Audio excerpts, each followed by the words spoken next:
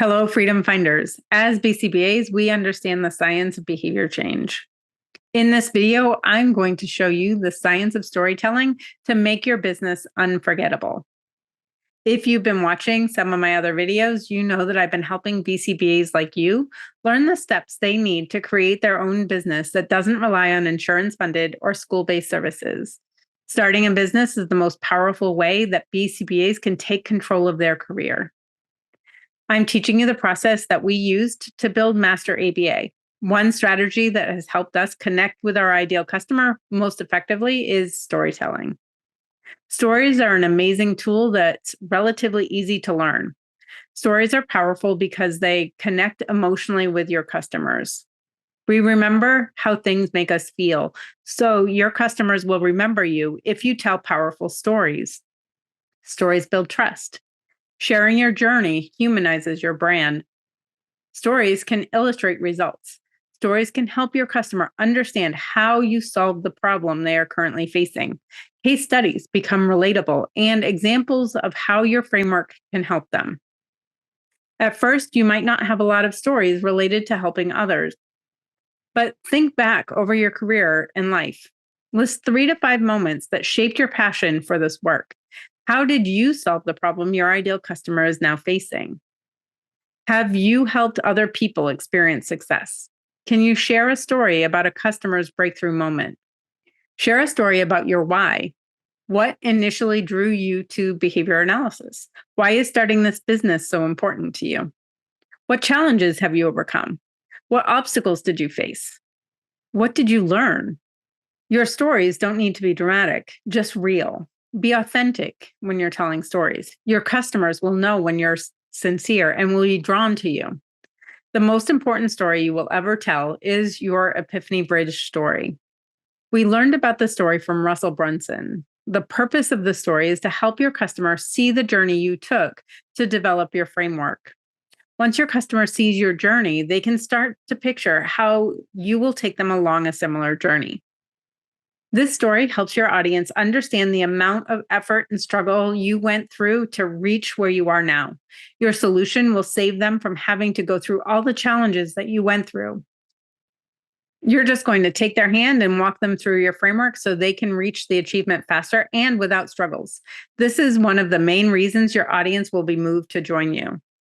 The first step in this process is the backstory. This is where you set the stage and introduce yourself to your audience. Talk about your experiences, what led up to the development of your framework, and what challenges you faced along the way.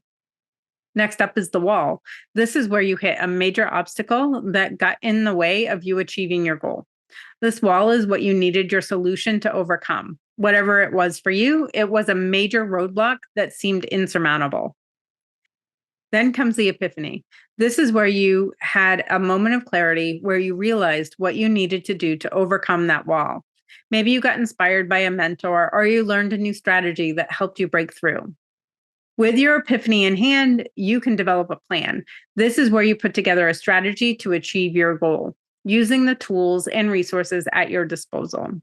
But of course, there were conflicts along the way, challenges that tested your resolve and your determination. At the end of the story, you talk about how you achieved your goal. You completed your quest and you transformed into a better, stronger, more successful version of yourself. There are actually 2 important outcomes of your story. The achievement is the obvious goal you wanted to achieve on the surface. The transformation involves success on a deeper level. This is our Epiphany Bridge story.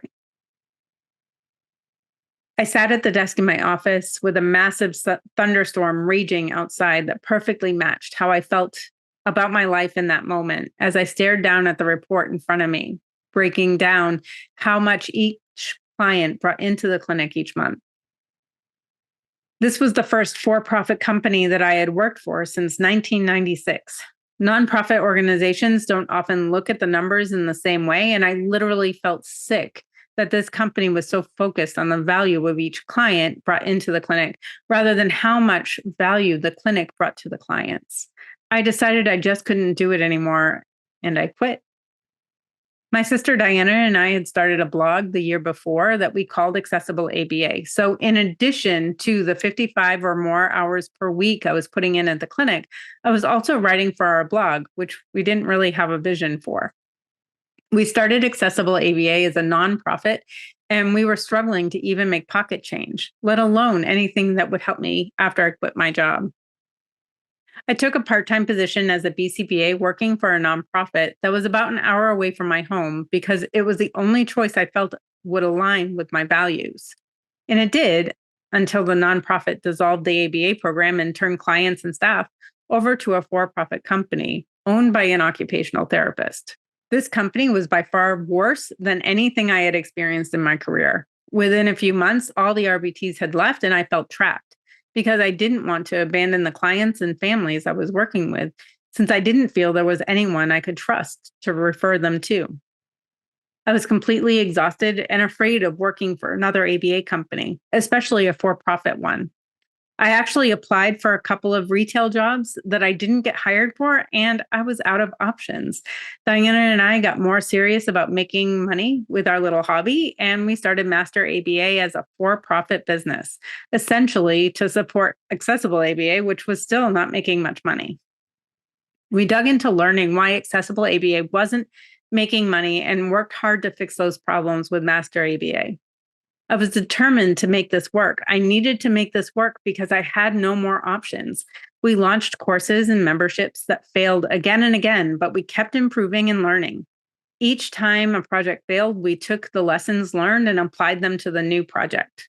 Finally, we figured out the little secrets of success that led us to making real money with Master ABA. This is how we developed the framework for the balanced BCBA.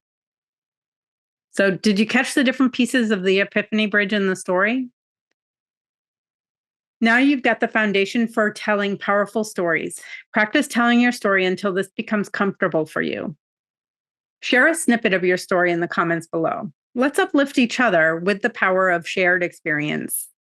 If you're ready to take the next step, check out this video where I talk about where and how to share your story. That's it for now. I'll see you in the comments.